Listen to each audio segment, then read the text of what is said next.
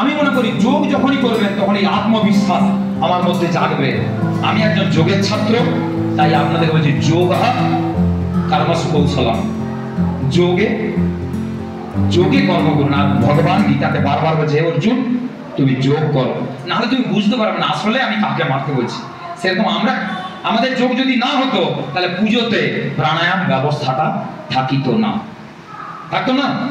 উৎসুদ্ধি থাকতো না, আমাদেরকে এই মানস পূজা থাকতো না। তাই এটা বলে যোগ। পুজো তো বাইরের পুজো, ভেতরেই আসল পুজো। আমি আমাকে দুর্গা কেমন মনে করলাম, ফার্স্ট যোগ, প্রথমে ভোরবেলা যোগ করুন।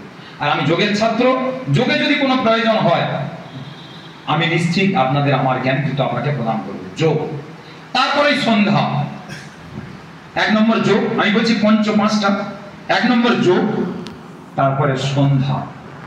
বিনা সন্ধ্যাতে কোনো ব্রাহ্মণ যদি পুজো পাঠ করে তাহলে নিশ্চিতভাবে ধরে রাখুন সে নিজে নরকগামী হবে, আর যে দিচ্ছে সেও নরকগামী হবে। তাই সন্ধ্যা অবশ্যমেব। আজ থেকে আমরা এখানে সংকল্প করব আমরা ত্রিসন্ধ্যা করব। আপনি বললেন সম্পূর্ণ সন্ধ্যা তো জানি না। সম্পূর্ণ সন্ধ্যা আপনাকে হয়তো না জানলেও হবে। ছেলেগুলোকে সম্পূর্ণ সন্ধ্যা শেখান, কিন্তু প্রতি সময়ে বসে 108 জপ করে নিন গায়ত্রী মন্ত্র। আপনি কেমন ভাবে আছেন, কি রূপে আছেন ছেড়ে দিন, আপনি যেমন ভাবেই থাকুন না কেন জপ আপনাকে 108 করতে হবে মিনিমাম, যদি পূর্ণ সন্ধ্যা থাকেন। আমাদের ওই জন্য চতুষ্পাঠীর মূল বিষয় আগে এসেই আমার গুরুদেব আছেন, আগে তুমি সন্ধ্যা শেখো। আমি নিশ্চিত বিশ্বাস করি 10 জন যদি আমাদের এই দাসপুরে 10 জন যদি সন্ধ্যা করে, হাজার হাজার ব্রাহ্মণের পাপ নষ্ট হবে, তাদের পাপ স্খলন হবে। তারা মানে বলেনি 2 জন যদি পুণ্য কাজ করে সেই পুণ্যের বসে আরো 10 জন খায়। কি আমরা এত মিথ্যা কথা বলছি, কেউ না কেউ মানে সেখানে ধ্যান করছে, সেই জন্যে আমরা খেতে পাচ্ছি, করতে পারছি, ভালো কাজ করছে বলে, সত্য কথা চলছে বলে। তাহলে সন্ধ্যা এই 2 নম্বর। 3 নম্বর গীতা। আপনাদেরকে আমার অনুরোধ, যজমানের জন্য গীতা নয়, নিজের জন্য গীতা। ঘুম থেকে উঠুন আর ঘুমানোর মাঝখানে দয়া করে সবাই মিলে বসে, বাড়ির 2-4 জন বসে আপনারা নিজের জন্য, হয়তো কেউ আসবেন আমরা পাশে, কিন্তু আপনি গীতা পাঠ করুন। গীতাই আমাকে জাগিয়ে রাখবে, গীতাই আপনাকে সোজা রাখবে, গীতাই আপনাকে সৎ পথে নিয়ে যাবে, গীতাই আপনাকে ব্রাহ্মণ বানিয়ে দেবে, গীতাই আপনাকে মানুষ বানাবে। আপনাকে গীতা কিন্তু সঠিক পথে নিয়ে যাবে। গীতার আলোচনা যদি আপনি শুনেন স্তম্ভিত হয়ে যাবেন। গীতা কি জিনিস, ওই জন্য বলে গঙ্গা গীতা না, গীতা গঙ্গা চ গায়ত্রী গোবিন্দেতি হৃদিস্থিতে চতুর্প্রকার সংযুক্তে পুনর্জন্ম অনবিত। ঠিক গীতার সঙ্গে সংস্কৃত, গীতার সঙ্গে সংস্কৃত এবং কি না আমাদের এই পূজার্চনার বইগুলি পড়া। আমরা শুধু চা দোকানে, পান দোকানে বসে মমতা মোদীর আলোচনা করবো, এটা আমাদের কাজ নয়। আমাদের কাজ পঠন পাঠন। আমরা যত জ্ঞান অর্জন করবো তত আমরা উত্তর দিতে পারবো, তাই না? নাহলে আমরা কিন্তু পারবো না। তাই দয়া করে গীতা, সংস্কৃত এবং আর ওই সাধ্যায় মানে পড়া, এইটা হচ্ছে 3 নম্বর। 4 নম্বর কি, বাড়ির যে ইষ্ট দেবদেবী আছে তাদের আগে অর্চনা করুন।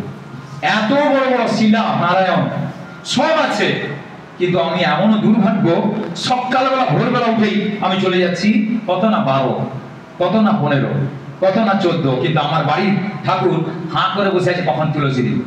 আমার বাড়িতে নাকি বিরাট মা আছে, কালী মা আছে, তার ভোগ হয়, আরতি হয়। কে দেয় না? যে পূজা জানে, যে মন্ত্র জানে সে করবে। আমি তো ভট চাঁদ, আমি চলে যাবো ভোরবেলা। আমি আপনাদেরকে একটু বলি, যদি আমার বাড়ির পূজা অর্চনায় আমার দেব দেবতা গৃহ দেবতা যদি অসন্তুষ্ট হয়, আমাদের পাণ্ডিত্যে ধিক, আমাদের পাণ্ডিত্যের কোনো দাম নাই। এটা আমার আমি বলি না আগে নিজে, আমি আমার ব্যক্তিগত এই 5টি পঞ্চপ্রকার আমরা অগ্রগতির জন্য যে পথ, আর কি সৎসঙ্গ। এই সৎসঙ্গটি দয়া করে করুন। আজকের যে সৎসঙ্গ, আজকে এই বাচ্চাগুলোকে নিয়ে এসেছি, এই বাচ্চাটা কিন্তু এই হয়নি, এই রামকৃষ্ণ মহোদয় এর কিন্তু উপনয়ন হয়নি, একে কিন্তু ভর্তি করে দিয়েছি চতুষ্পাঠীতে। কেন জানেন? এই কারণেই যে ওর বইতে হওয়ার পর যাতে ও সন্ধ্যা করতে পারে, এখন থেকে তার পদ্ধতি চালু। এবার বৈঠকের পর যাতে সন্ধ্যা করতে পারে, মানে কত সুদূর প্রসারী চিন্তা না থাকলে ওই ছেলেটাকে এখনই ভর্তি করা যায় না। যদি ভগবান কৃপা করে তাহলে নিশ্চিতভাবে ওই ছেলেটা যদি সন্ধ্যা করে, আমার স্থির বিশ্বাস ও যে গীতা পাঠ করে, এখনই ওকে আপনি গীতা করুন, ও এখন মিনিমাম প্রথম অধ্যায় পুরো শেষ করবে। প্রথম অধ্যায় পুরোটাই ও শেষ করতে পারবে। ওর মধ্যে গুরু বন্দনা, ওর মধ্যে শিবাস যোগ, ওর মধ্যে হনুমান চালিসা, আপনি বলুন এখনই মুখস্থ করে দেবে, কোনো বলে দেবে। এই কারণ আমিও প্রতিদিন সন্ধ্যার সময় ওইসব ছেলের দিকে বাড়ির সবাইকে দিয়ে গীতা শুনি। প্রথম যখন শুরু করেছিলাম আমার বাড়ির লোক সবাই আমাকে তুচ্ছ তাচ্ছিল্য করেছিল। আজ কিন্তু কেউ তুচ্ছ তাচ্ছিল্য করেনি, আমি না থাকলেও সবাই বসে যায়।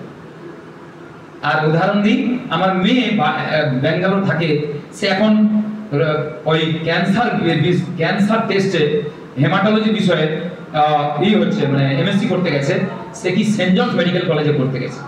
সেখানে কিন্তু সে গীতা পাঠ প্রতিদিন সন্ধ্যার সময় করতে হয়, অথচ রাত্রি দেড়টা অবধি তাকে পড়তে হয়।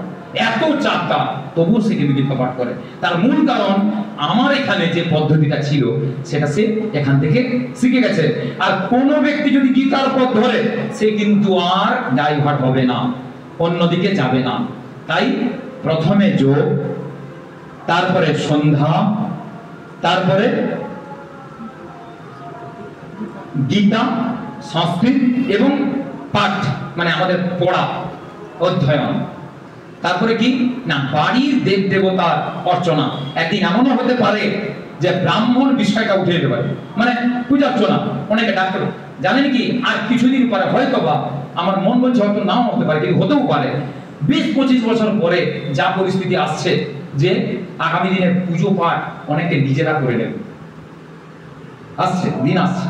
যদি করে নেয় তাহলে আপনার বাড়ির পুজোটা কে করবে? তা বাড়ি পূজা আমায় করতেই হবে, আপনার মৃত্যু পর্যন্ত করতেই হবে আপনাকে বাড়ির পুজো। তাই বাড়ির পুজো